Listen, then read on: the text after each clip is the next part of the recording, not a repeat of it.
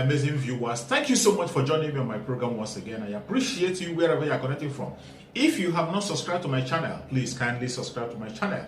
Click the notification bell so that you'll be notified each time I upload a video. You will be among the first to receive it. Thank you so much and remain blessed. Whenever you look my video, whenever you watch my video, share the video to all platforms. Share it to family and friends. Share it in your WhatsApp group so that people can get information on what is happening in the contraption called Nigeria, mainly against the Biafrans, against the Duduas, against the indigenous people in the contraption called Nigeria. I try as much as possible to set the record straight. I don't preach hate speech. I don't speak against people. I set the record straight. The only important thing I do here is to make sure that the plight of the people remains on the front burner and the world will know the true story of what is going on in the contraption called Nigeria. Remember, they will always change the narrative. The government will always try as much as possible to use the conventional media to change the narrative, but that I will not allow. In this platform, we'll set the record straight and we'll say it the way it is. Not preaching hate speech, not by talking down to anybody, but setting the record straight and bringing the information to the front burner and letting the world know the exact situation of things. Each time you watch my video, you can equally go to the comment section, put down your comment, say it the way you feel it. It's so welcome. You can criticize if you so desire, but do it constructively so that we can be able to learn from one another. That is why I'm here. And now, I'm going to share with you a very important video. I hope after watching the video from the beginning to the end, you're going to enjoy the video and you continue to stick around and be able to enjoy the rest videos that are going to be coming your way from time to time. Thank you so much for coming. Today, the video I'm going to share with you is a very important video.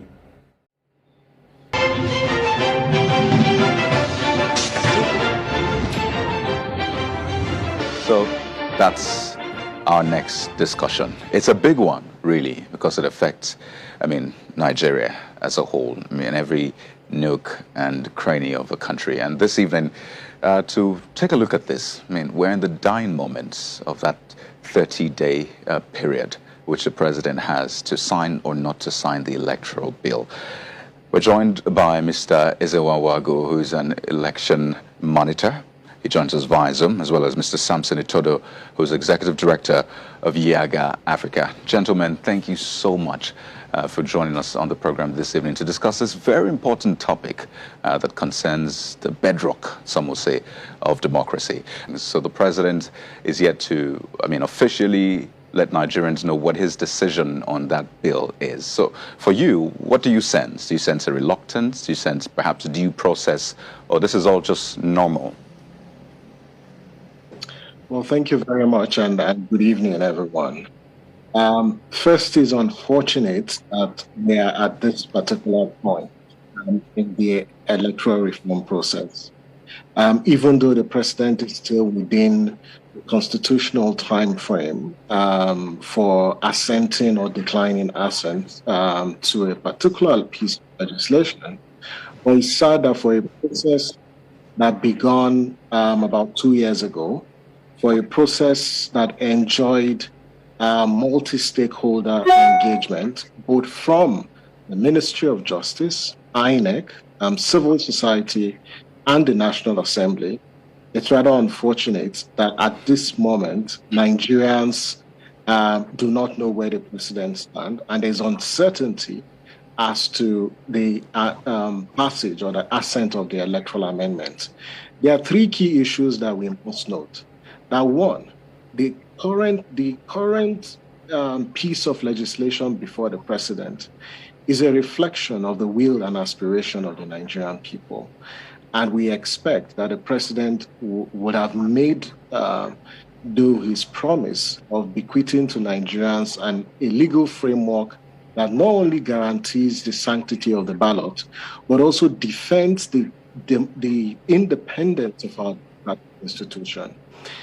Second is the fact that this particular process is coming at a critical juncture where the legal framework for off-cycle elections and the general elections ought to have been concluded just to fast-track the process of preparation. In less than 3 weeks, the primaries for the Ekiti governorship elections will commence on the 4th of January. The primaries for the Osun governorship elections will commence in February. And we've got FCT elections on February 12th. Now, this new electoral act should have guided the conduct of these elections, because there are new innovations in the amendment process. So the entire planning, for these elections and the general elections, is dwarfed by the delays in the passing of this legislation. The last critical point is the fact that it is worrisome that at this material time, when the National Assembly is considering the appropriation bill for 2022, the legal framework is yet to be concluded, and the National Assembly is going to pass the 2022 appropriation bill on Tuesday. So what will now be the basis, for the elections budget?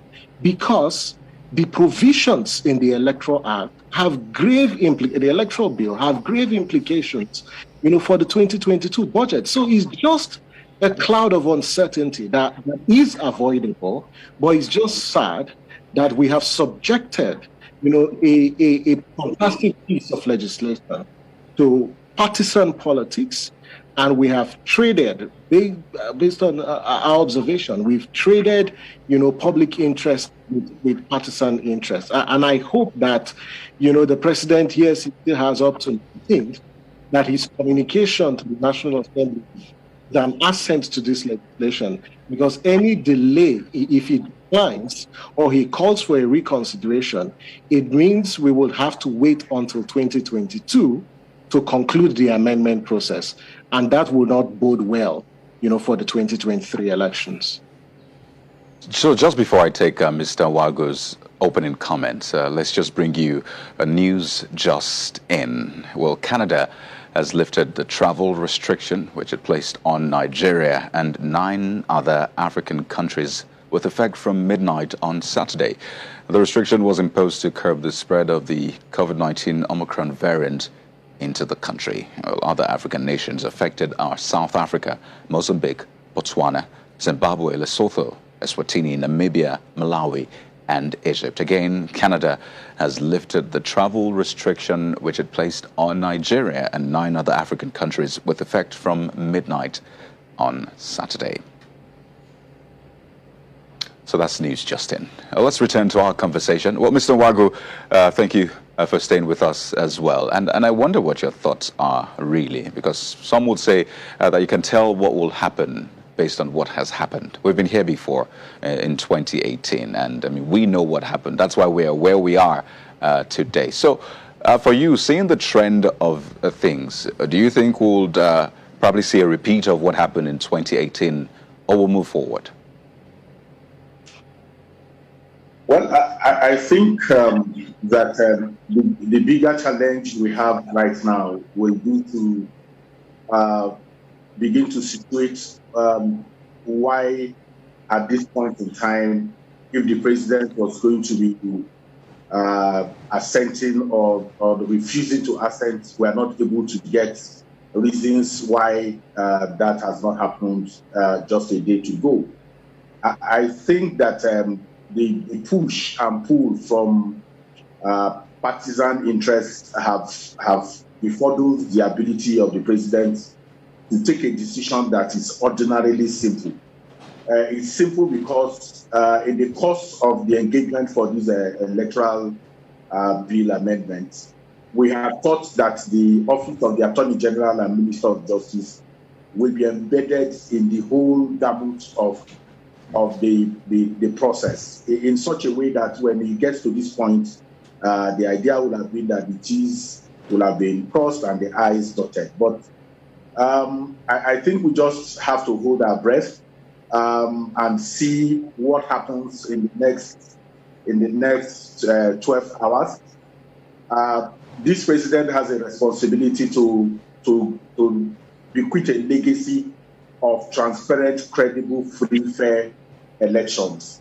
And one of the ways that he can do that will be to be able to come out at every point in time, open straight up on where he stands on the issues that bother a lot of election and electoral integrity enthusiasts. So it's just unfortunate. It's something that is worrying, and very deep concern that we have to perhaps go the route that we went through the 8th Assembly again, and all the pitfalls that needed to have been foreclosed for us not to go through this path were already put out in the engagement for this electoral amendment bill.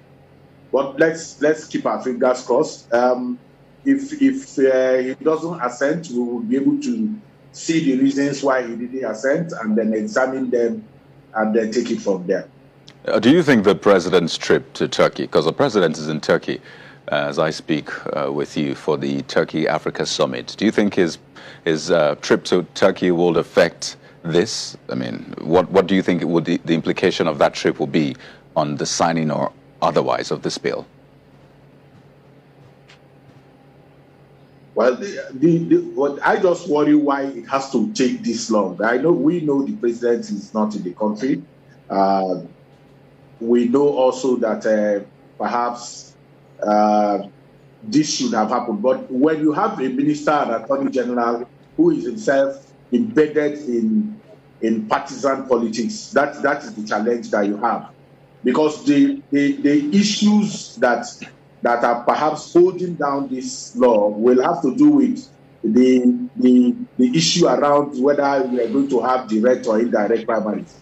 And that has pitched political actors in the political spectrum in different places. And lobbying the president at this time, when you now have the man who has to clearly explain to the president, I know that INEC has made his position very clear, and that position of INEC is in tandem with the position of the Nigerian people, which was canvassed during those bills. So what we need to do is to extricate politics from the reform process. If we are not able to do that, we will continue to go around in circles the way we have done with this. And it's unfortunate that the electoral amendment bill is the one that is always suffering this kind of hitch when it comes to presidential assent.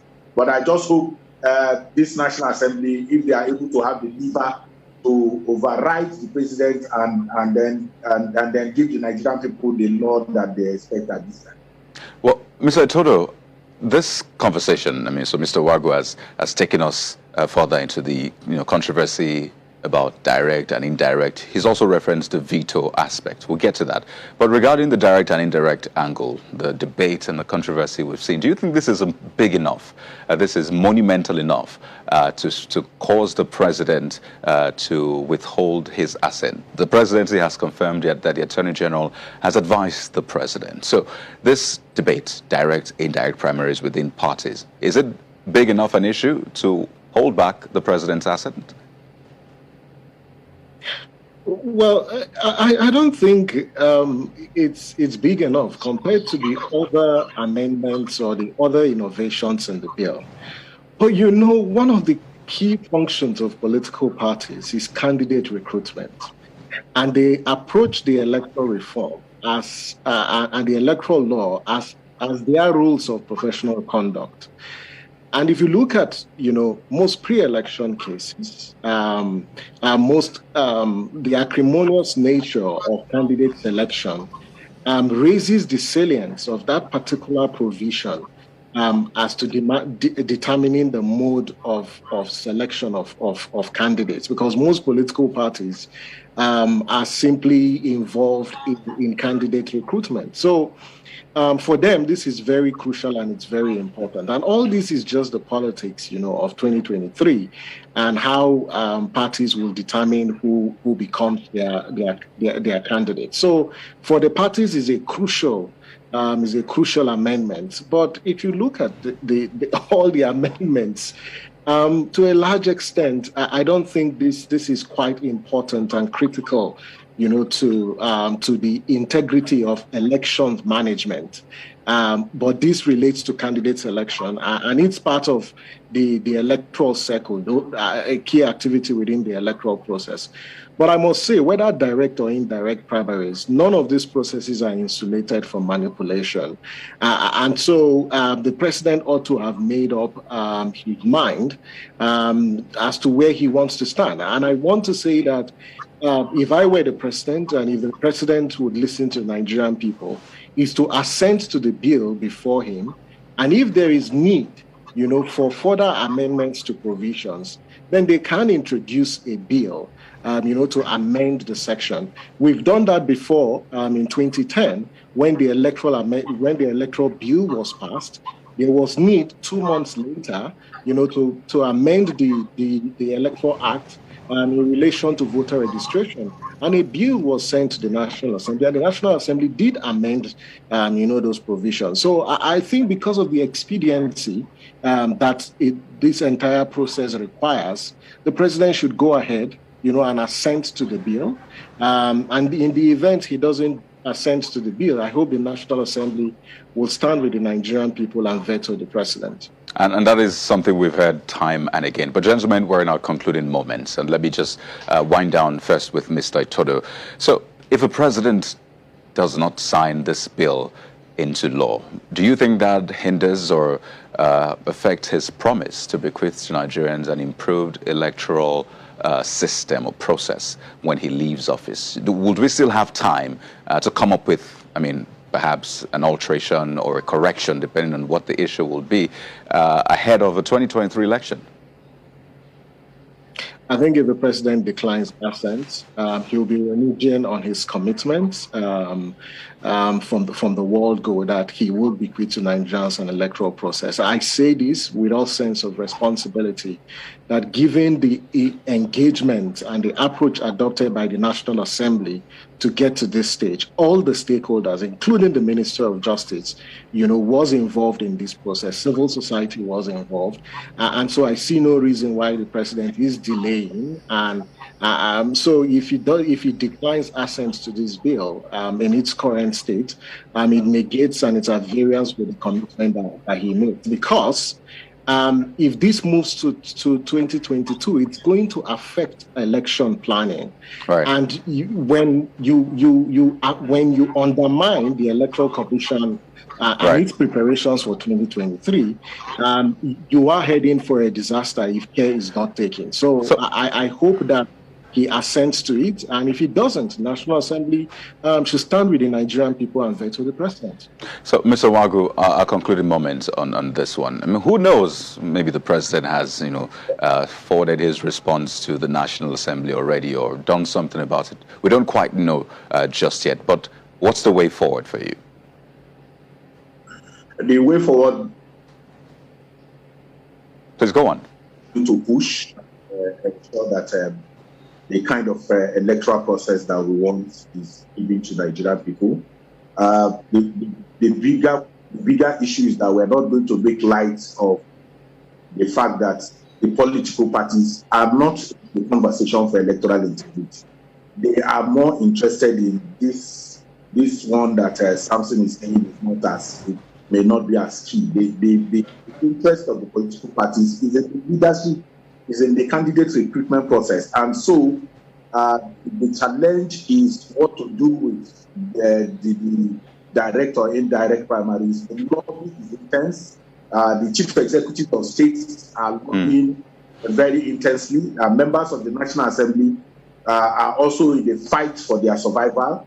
But in all of this, the Nigerian people should take the issues that concern Nigerian people should take the place of primacy. And that's why we thought that the president will lean on the side of the Nigerian people. Well, gentlemen, I must sincerely thank you for joining us on the program tonight to share your thoughts on the electoral bill. Mr. Ezewan Wagu, election monitor, and Mr. Samson Itodo, the executive director of Yaga Africa. Thank you, gentlemen, for your time.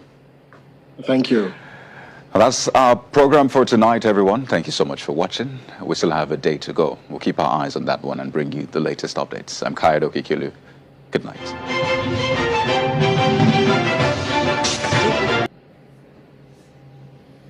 Thank you so much for your patience to watch from the beginning to the end. I hope you have learned something from the video you have just watched. The video you have just watched is to bring information to your doorstep and for educational purpose. It is not to demonize anybody. Let us watch continuously and see who can be able to make a sense out of every nonsense we are seeing. We must continue. We move. It doesn't matter what they do. It doesn't matter what they say. They will kill us. We will kill them. At the end of the day, Biafra is here. Thank you for watching. If you have not subscribed to the channel, please kindly subscribe to the channel. Click the notification bell so that you're notified each time I upload a video. You will be among the first to receive it. Thank you, and remain blessed. Bye-bye. See you